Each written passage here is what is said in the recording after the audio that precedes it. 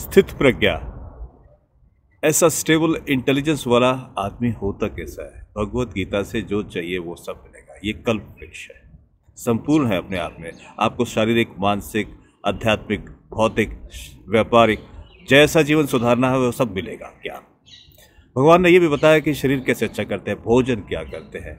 अध्यात्म तो बहुत ऊंची चीज़ है, भगवान ने उसमें सब कुछ बताया।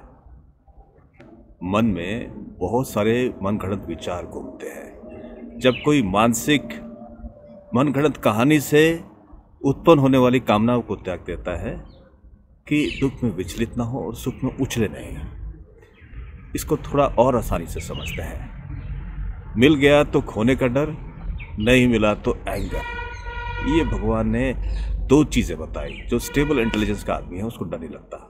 डरता कौन है? अनस्टेबल इंटेलिजेंस आदमी। भय किसको आता है? Unstable intelligent. ये बिहेवियर का एक लक्षण है। जिसका स्टेबल इंटेलिजेंस होगा, जो वीतराग, जिसको अटैचमेंट नहीं होगा, उसको डर नहीं लगता। एक बार की बात थी, एक राजा अपने साम्राज्य के साथ इतना अटैच था कि वो जीते चले जा रहे और राजा को अपने साम्राज्य से कहीं गुरु निकलने वाले थे। तो वो दिन आ गया जिस दिन गुरु आने वाले थे। राजा ने सोचा कि इन गुरु को अपने यहाँ के बुलाने से अच्छा कि मैं ही गुरु के दर्शन करने जाता हूँ, तो मैं शरण लूँगा तो उनसे कुछ सीख पाऊँगा। तो राजा जिस दिन गुरु में आए उस दिन वो बाहर इंतज़ार करने लगा उनकी कुटिया के। तो जब जैसे ही गुरु मिले तो गुरु से बोले कि मेरी बड़ी आसक्ति है अपने राज्य के लिए, मैं डिटैच कैसे हूँ, इसका मुझे उपाय दीजिए। मैं बड़ा खुश हो जाता हूँ जब जीत जाता हूँ, जब हार जाऊँ तो बड़ा दुखी हो जाता हूँ, बड़े इमोशनल प्लेटफॉर्म पे जीवन जी रहा हूँ, इसका कुछ समाधान दीजिए। तो गुरु बोले 2 कागज़ के टुकड़े लाओ। 2 कागज़ के टुकड़े लाए गए। तो गुरु जी ने एक कागज़ का टुकड़ा लिया, उस पर कुछ लिखा, बंद कर दिया, फोल्ड करके रख दिया। और दूसरे कागज़ का टुकड़ा लिया, उस पर भी लिखा और फिर फोल्ड करके रख दिया। राजा बैठकर सब देख रहे थे, ये कागज़ पे क्या लिख रहे हैं, मैं बड़ा सीरियस क्वेश्चन पूछ रहा हूँ, ये कोई चिट्ठी बना रहे हैं।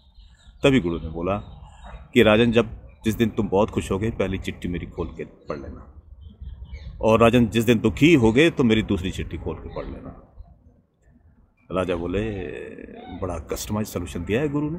दोनों चिट्ठी संभाली और बड़े बड़े एनवलप बनाए, खुश होने पर लेबल लिख दिया और ये खुशी वाली चिट्ठी और दुखी पे दूसरा लिखा, और राजा निकल पड़े। जब अपने साम्राज्य में वापस लौटे तो कुछ दिन महीने बढ़िया बीते और एक दिन अचानक ऐसा हुआ कि उनका रथी पड़ोस के एक साम्राज्य को जीत रहा।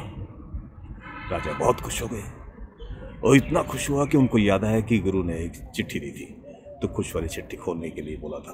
तो खुश वाली चिट्ठी खोली, तो खुश वाली चिट्ठी खोलते ही अचानक पड़ा, उसमें लिखा था किसी इट इज टेम्पररी, ये थोड़े समय के लिए है।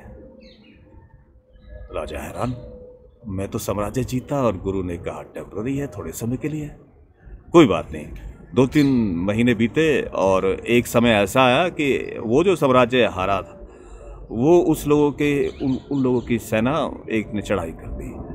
तो इनके रथी, अधिरथी, महारथी सारे के सारे चले गए युद्ध करने, लेकिन फिर भी हार गए। राजा बहुत दुखी हो गया। तो राजा ने गुरु ने सही बोला था, टेम्पररी। अब तो मेरा सब कुछ खो गया, बहुत दुखी हो गए। चलो दूसरी चिट्ठी खोल के देखते हैं। दुखी होने पर दूसरी चिट्ठी खोली, तो जैसे ही दूसरी चिट्ठी खोली तो उसमें लिखा था इट इज़ टेम्पररी, ये थोड़े समय के लिए है। तब उनको ये समझ में आया कि ये सब कुछ टेम्पररी है, और वहाँ से अपनी अटैचमेंट को तोड़ने का उनको रास्ता मिल गया।